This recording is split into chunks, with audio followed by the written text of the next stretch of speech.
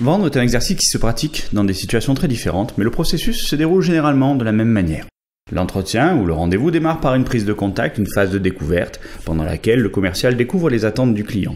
Ensuite, il présente et argumente sur le produit en fonction des motivations qu'il aura détectées, puis traite les éventuelles objections du client avant de sentir le moment venu pour signer la vente, ce qu'on appelle le closing. S'ensuit enfin une phase pendant laquelle le commercial prend congé du client et le rassure, le réconforte dans son choix, afin de préparer une fidélisation. Pour que l'argumentation ait le maximum de chances de fonctionner, elle sera exprimée dans le langage de votre client et s'appuiera sur des preuves.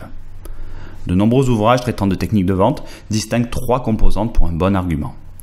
La caractéristique, qui est la propriété objective du produit ou du service. Par exemple, cette guitare est enduite d'un vernis d'ébénisterie très spécial.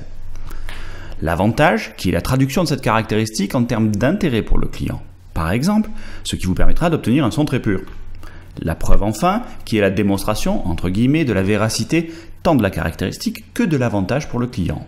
Dans notre exemple, essayez-la vous-même, ou alors, plus subtil, c'est le même vernis que la guitare d'Eric Clapton.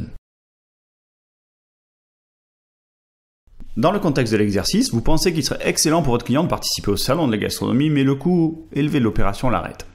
Vous devez construire un argumentaire.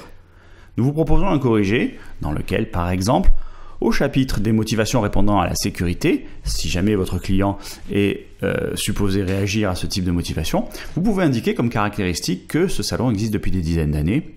Ce qui tourne en avantage pour le client lui garantit un certain nombre de contacts, et la preuve que vous pouvez avancer est le nombre de visiteurs de l'année dernière, avec plus de 20 000. Enchaîné, cela peut donner... Vous savez, monsieur, le salon existe depuis des dizaines d'années. L'année dernière, plus de 20 000 clients se sont rendus sur le stand, ce qui vous garantit un certain nombre de contacts qualifiés.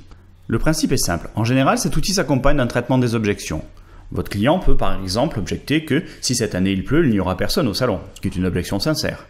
Vous pouvez avoir prévu une réponse en disant par exemple que les organisateurs ont acheté 1500 mètres de tenture pour couvrir les stands et les allées.